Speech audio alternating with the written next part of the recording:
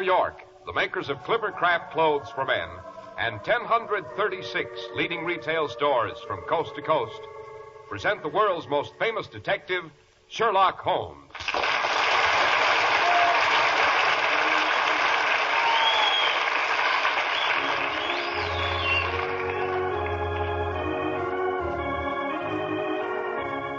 Our stories are based upon the character of Sherlock Holmes, created by Sir Arthur Conan Doyle. Sherlock Holmes is portrayed by John Stanley, Dr. Watson by Alfred Shirley, and the dramatizations are by Edith Meiser.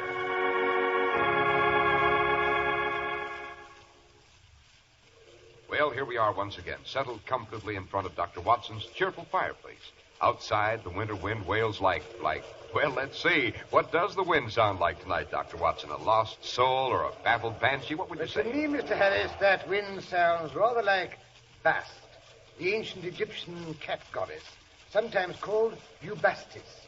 She howls, they say, if anyone disturbs the graves of those who have consecrated themselves to her. Oh, come now, Dr. Watson. You don't believe that sort of nonsense, do you? Well, I'm not so sure, Mr. Harris. I'm not so sure.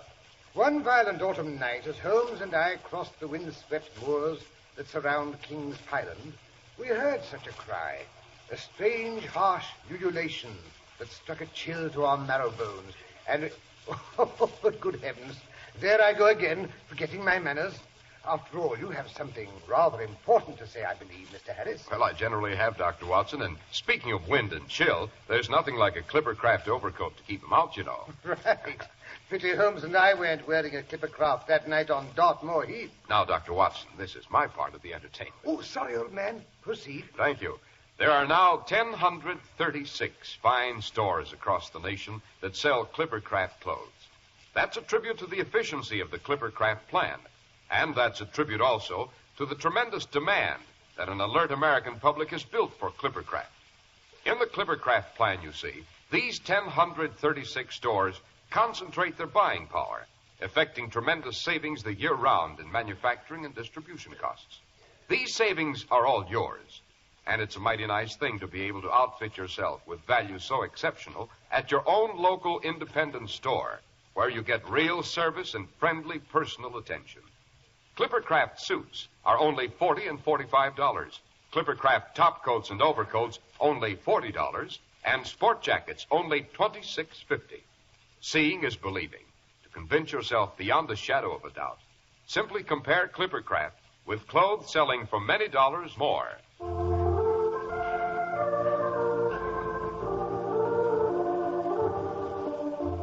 And now to return to that icy wind on the moors, Dr. Watson. Well, as a matter of fact, Mr. Harris, that's not where this adventure had its inception.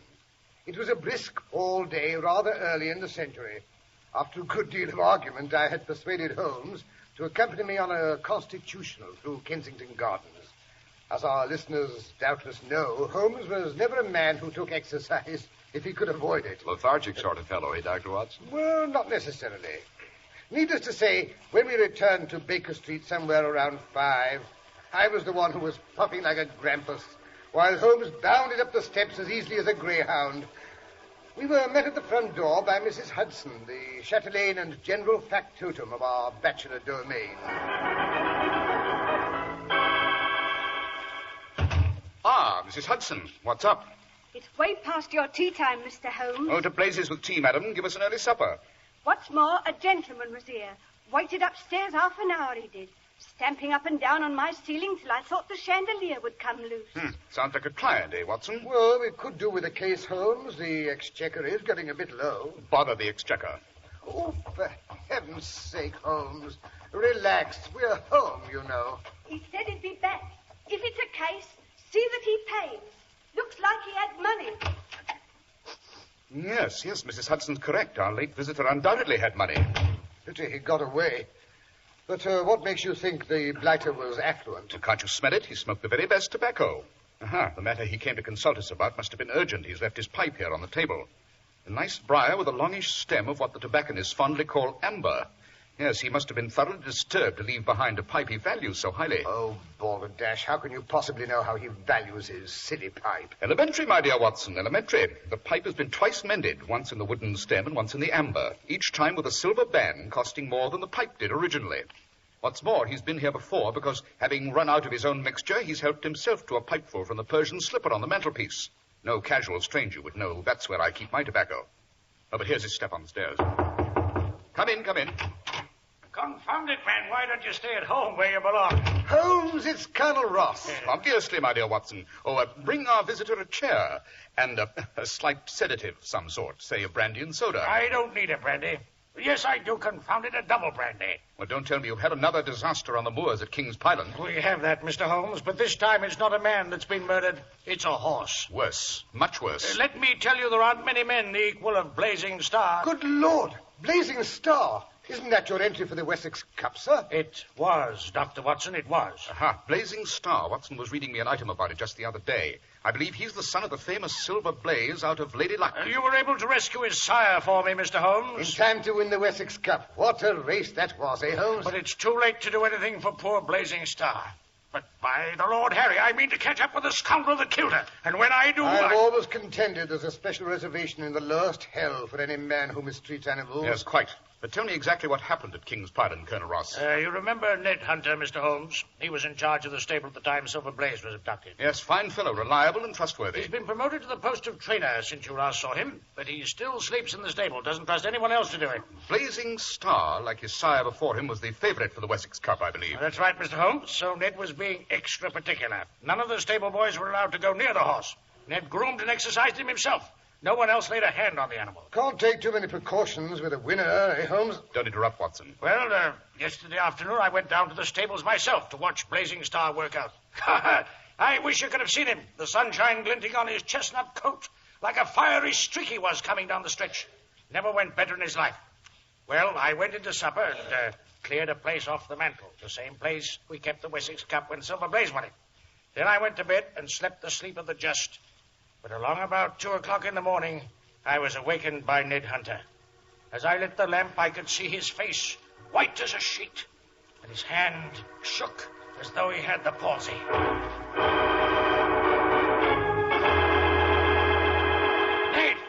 Ned, what's up?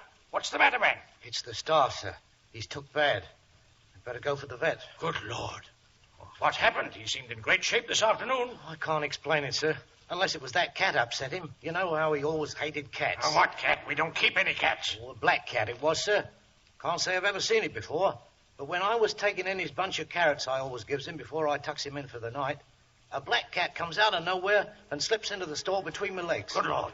Well, sir, you know how the Star is about cats. He started stamping and whinnying like he was possessed. Hey, you, Timmy, Joe. Help me get this cat out of here before she's killed. Oh, easy, Star. Easy boy now. Easy, Star. Did you see that cat? Come out of here like a bat out of hell. Eyes blazing like the devil himself. Hello. She's raked the Star on the flank. She's drawn blood. Easy, boy. Easy. Hey, Timmy, bring the ointment. The Star's hurt.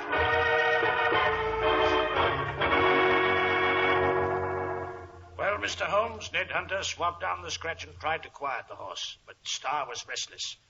Long about midnight, Ned noticed his breathing was getting heavy and labored. He'd worked up quite a sweat. Ned rubbed him down again, but he kept getting worse instead of better, so I went for the vet. He's a new man in the district and supposed to know all there is to know about animals. When I brought him back with me, Ned looked like he'd seen a ghost. Ned, this is Mr. Peebles, the new veterinary surgeon. He'll bring Star around for us. I'm afraid the Star's past help, sir. I've never seen the like. Just seemed to collapse in front of my eyes. His back sort of sagged and his knees gave way. Pretty soon he couldn't stand up no more. He's lying in there on the straw, pretty near gone. You'd better take Mr. Peebles right in, Ned. Yes, sir. This way, sir. Confound it. If anything happens to that horse. He was so fit this afternoon. Lord, it's quiet around here. If I could just hear the old boy breathing. 3 o'clock. Where do you suppose that blasted cat came from? Ah, rubbish. No one dies from a cat scratch. Haven't had any cats around here for years. Certainly not any black cats. Well, Mr. Peebles, how is he? What's the verdict? I'm sorry, Colonel Ross. He's gone, sir. Died very quietly of old age.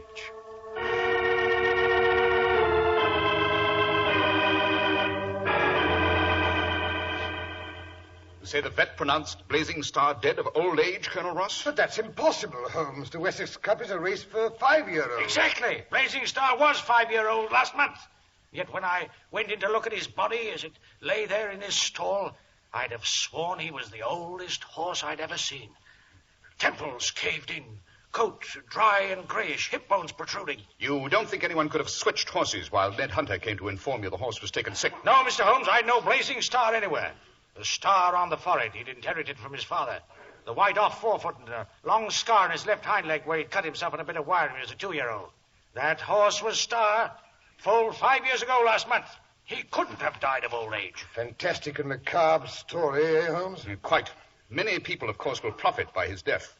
Have there been any strangers in the neighborhood of King's Python these last few weeks, Colonel Ross? There has been a band of wandering gypsies camping on the moors. Of course. Gypsies have many curious and little-known poisons.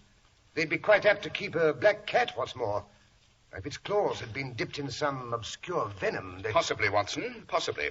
Tell me, Colonel Ross, what's become of your erstwhile neighbor and rival, Lord Backwater, who owned the Mapleton stables? That blackguard. Haven't seen him since the affair of Silver Blaze. He was ruled off the turf after that, you know, and forced to sell his horses. Serves him jolly well right. Mapleton has been unoccupied until recently. About a month ago, I understand it was leased to a professor, an Egyptologist, I believe. He's a recluse. Spends most of his time in a laboratory and fixed up for himself in the old study. Mattie Baxter, our maid's sister, keeps house for him. Says he's a queer sort of a chap. Works behind locked doors all night and sleeps all day. Unhealthy sort of life, eh, Holmes? Yes, there are several factors around King's Python that don't sound healthy to me. Colonel Ross, I suggest that Watson and I take the morning train for Exeter to investigate the situation. I hoped you'd say that, Mr. Holmes. I've told Ned not to dispose of Starr's body until you arrive. Splendid. I suppose you'll want me to take my revolver, eh, Holmes? Your revolver and that little black satchel that contains your medical kit. This, unless I'm very much mistaken, is a case in which we should be prepared for anything.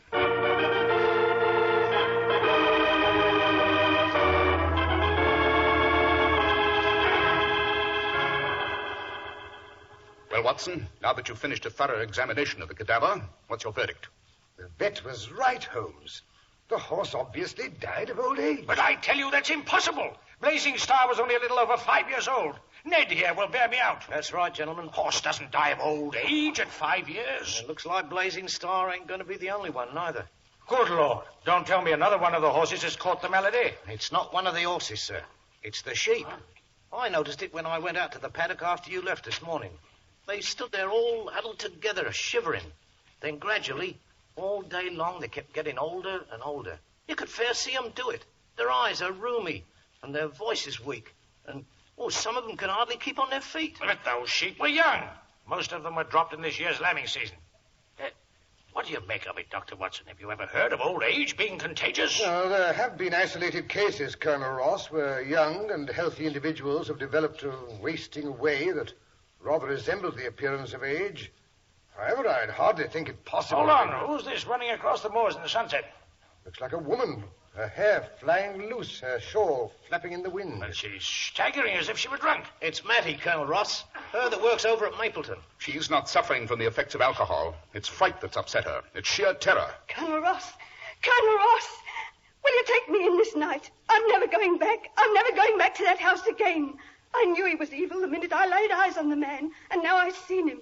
He's a butcher, he is. He's a ghoul. Who is Mattie? My master. Him who released Mapleton. He's filled the house full of heathen statues. The lower part man and the upper part beast. Those would be the statues of the ancient Egyptian gods. Ra, the hawk, Anubis, the dog, and Bast, the cat, I fancy. Bast, that's what he calls her. The black cat that rides everywhere with him on his shoulder. Their eyes are alike. Him and the cat's both green. And they both can look at you without even blinking. Only his head moves from side to side while he stares at you. What's that? I said his head. It don't never hold still. He's a ghoul, that's what he is. They've been bringing him boxes for weeks now. 6 boxes, big like coffins. A lorry drives up in the dead of night and they carry the box into his study and he locks the door behind it. That's the last anyone ever seen of them boxes, or what's in them. You've never seen any traces when you go in to clean the study? I've never been allowed in. No one's ever been allowed in that study except the man what brings the boxes, and then only for a minute while he puts them down. Today, the men come with another big box, only they brought it before it was dark. The master fell in a rage when he saw him drive up. When they brought the box in and set it down in the study, he was that worked up, there were flecks of foam on his lips. You idiots! How often have I told you not to come here by daylight? Have a heart, Governor. The sun's about down and there's a storm coming up. Me and me partner have a long way to drive back to town. We don't like to be caught in the moors in a storm at night. Oh, you don't? Well, this is the last time you need come here. People who work for me obey my orders. Aye, but Governor... Here's your pay. Now, get out. We'll be going. Never fear. He needn't have done that. Oh, he's a terror when he gets in one of his rages. Oh, there. You work here. Aye, I'm the housemaid. Know what it is he's got in them boxes we bring him? Haven't a notion.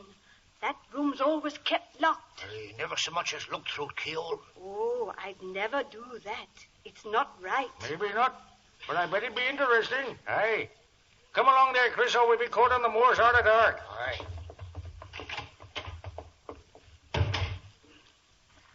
He's lit the lamp in there. It shows through the keyhole. He's taken the lid off the box. I can hear the nails squeak. I would sort of like to know what's in it. One peek wouldn't hurt, I guess. Hello. There's another box inside of the first one. It's got a painted face and hands. Now he's taken that lid off, too. There's something lying inside. It's got a face, too, and hands. Oh! It's a woman. She's dead. It's a woman's body.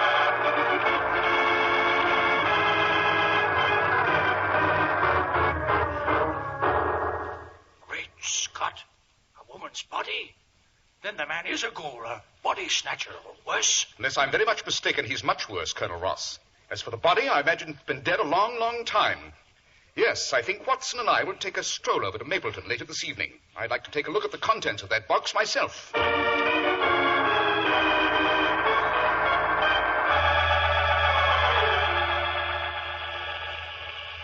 What a night to go stalking about the moors, Holmes. I'm soaked to the skin. Yes, the equinoctial rains seem to be especially vigorous this year, Watson. Vigorous, I can hardly say. Good Lord, what was that? That, I imagine, is a member of the feline or cat family. Sounds half wild, eh, Holmes? Yes, unusual for a cat to be out in this weather. Seems to be getting closer. Angle the lantern over here. Yes, there it is, in that tree to the left. Good Lord. Its eyes shine like fire. Maybe she's caught up there and can't get down. Here, pussy. Nice kitty. Watson, for the love of heaven, don't get near that cat. Why not? Because one scratch from her claws, and you would decline and die of old age. You? Professor Moriarty? You look surprised to see me, Dr. Watson. I heard you were expected at King's Pyland, Holmes, and when that stupid serving girl ran screaming out of my house this evening, I rather expected it wouldn't be long before you came over to Mapleton to pay your respects to the Princess Hatshepsut. Princess Hatshepsut? So that's who you have in your latest mummy case, Moriarty. Yes, in the most perfect state of preservation, but of absolutely no use to me, unfortunately. Why not? She was still slender when she died. The artisans who embalmed her didn't need to age the body to prepare it for burial. Age the body? Have you ever seen a fat mummy, Dr. Watson? Come to think of it, can't say I have. In ancient Egypt, it took upward of 70 days to prepare the body of a mummy. Rare gums, resins, and spices were used. And if the deceased was fat, a fluid was injected which aged and shriveled the body after death. And it's your theory, no doubt, Moriarty, that that same fluid extracted from those mummies would, if injected into human beings, produce premature old age and death. So far, Mr. Holmes, I have only experimented with animals. But I believe the process has been sufficiently perfected so that I may now indulge in a few human experiments. How fortunate that you and Dr. Watson should have decided to drop in this evening. Holmes, let's get out of here. Not so fast, Dr. Watson. My servant Akbar has had you covered for some time. He's an expert shot, I promise you. Bluff. Pure bluff. Can't see a soul. Akbar is rather dark. He doesn't show up very well at night, but to prove to you he is present, I shall have him destroy the cat up there. No, don't bother. But it's no trouble at all. We came out here for that purpose. Unfortunately, yesterday I spilled some of the liquid I'm experimenting with, and the cat walked in it. It's no longer safe to have it at large. You saw the results when she scratched Colonel Ross's horse last night. You see, I don't want to kill people. I shall be satisfied just to make them senile. You blackguard. Don't excite yourself, Dr. Watson. Akbar, the cat. Such a pity. I was rather fond of the beast. Now, gentlemen, if you will accompany me.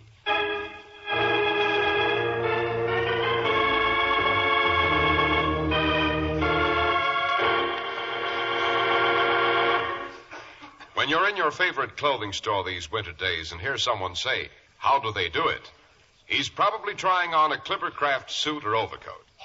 Because in this era of higher prices, it's really startling to see so much truly fine quality in clothes for such a modest amount.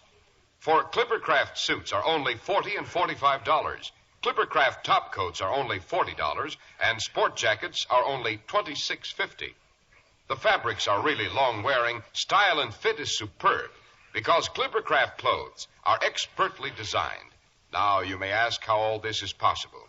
Well, the answer is real manufacturing genius and a plan. The famous Clippercraft plan concentrates the buying power of 1,036 of the nation's finest stores from coast to coast. Thus, you get the amazing advantages of the group buying at your own local independent store. At the store you can trust. Selling expensive clothes at inexpensive low prices at the nation's finest independent stores is the great big idea behind the Clippercraft plan. That's why men who know insist on Clippercraft clothes. So be sure to visit the Clippercraft store in your city. These leading stores in the metropolitan area are proud to add their names to Clippercraft in your suit, top coat, and overcoat. In Manhattan, Saks 34th, Broadway at 34th, John Wanamaker Men's Stores, Broadway at 8th and 67 Liberty Street. In Brooklyn, Abraham and Strauss. In Newark, New Jersey, Boulevard Men's Shop, Kresge Newark. And in Jamaica, the B&B Clothes Shop, 16408 Jamaica Avenue.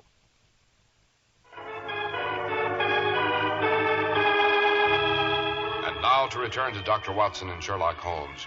We find them in Moriarty's laboratory. Sorry I'm forced to have Akbar tie your hands to the back of your chairs, gentlemen. Akbar, if you will remove Dr. Watson's revolver from his right-hand pocket. That's it. No, you needn't take his satchel off his knees. I know how lost a doctor feels without his little black bag. Very generous of you, Moriarty. Not at all. That will be all, Akbar. You may leave the room and lock the door. And now for the Lady Hatshepsut. She's in the mummy case here. I thought you might enjoy the sight of a charming female while I give you the injection that will deprive you of your youth and vigor. Now, look here, you... Dr. Watson, is that by any chance, Professor Moriarty, the mummy case in which the Princess Hatshepsut was entombed? I believe so. She was removed from the tombs of the royal mummies at Dar el-Bahari. By those famous grave robbers, the brothers Abd el-Rasul, whose exploits finally led the British archaeologists to the left bank of the Nile opposite Karnak. But how clever of you, Mr. Holmes, to be so well informed on Egyptian mummies. Holmes knows everything. Or didn't you know? Watson, on the other hand, while no mental mastodon, has hidden possibilities. Did you know, Professor, he once played rugby for Blackheath? Fascinating. I gather from the fact that the mummy case has the hands carved in relief that it dates from the 7th Theban dynasty. You are absolutely correct, Mr. Holmes. Wait. I will raise the lid and permit you to see the lady herself. Good Lord. She looks as if she had died yesterday. Yes, Dr. Watson. The mummies of Memphis are black, dry, and brittle. But those of Thebes are yellowish, flexible, and so elastic that the flesh yields to the touch, and the limbs may be moved. So, without breaking. Yes, it's remarkable. I should have liked to be present when they discovered the tomb at Dar el-Bahari. Imagine, Watson, there were 36 mummies, 20 of them kings and queens. Suppose we dispense with any further lectures on antiquity, Mr. Holmes. I think the substance I have here in this little glass phial may prove even more fascinating. How? This is the liquid I've distilled from 5 previous mummies. The ones who have been, shall we say, aged. One small scratch with a pin dipped in this fluid should, if my calculations are correct, turn you both into old men. What would be the object of that, may I ask? Well, in the first place, it would render you no longer able to interrupt my activities. And in the second place, if my experiment is successful, I flatter myself I can change the course of history. Interesting. Think what would happen if I were to make certain men senile. The Kaiser, for instance, and that new American president, Roosevelt, Mr. Theodore Roosevelt. And there's a man over in France, Monsieur Clemenceau. And a young man right here in England, his name is Winston Churchill. I think history might be quite different if he suddenly became old and feeble-minded. Let me see. My tie pin should do very nicely. Yes, a very interesting hypothesis, Professor Moriarty, but that phial is so small. Is that all the fluid you have? It will suffice, Mr. Holmes. I shall prick only the key men. Now then, I'll dip in the pin, so, and... Holmes, duck! Confound you! You've broken the phial! Bravo, Watson. A perfectly placed drop kick. I wondered if it would occur to you to use your little black bag for a football.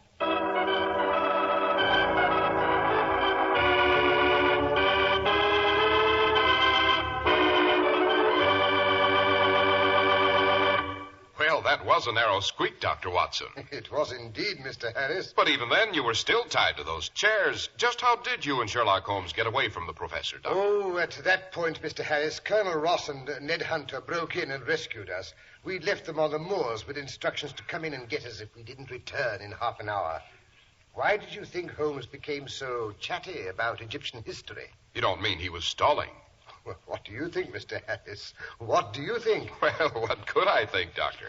And now, Dr. Watson, how about giving us a hint about next week's story? Yes, next week I think I shall tell the case of the Lucky Shilling. In it, Holmes prevented the death of a certain reckless young nobleman and acquired the money to pay for a much-needed operation.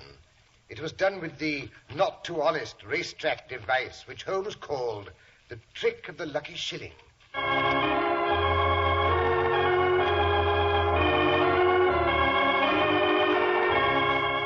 The makers of Clippercraft Clothes and 1,036 leading stores from coast to coast have brought you another in the new series of broadcasts featuring the world's most famous detective, Sherlock Holmes.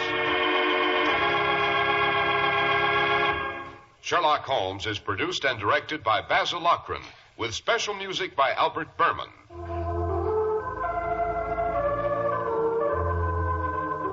If you don't know your Clippercraft dealer, write Clippercraft, 200 Fifth Avenue, New York City.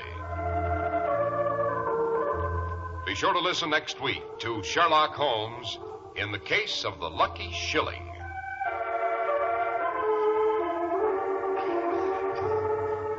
If you'd like to attend the Sherlock Holmes broadcasts in New York, see your local Clippercraft dealer. He'll tell you how to obtain your tickets.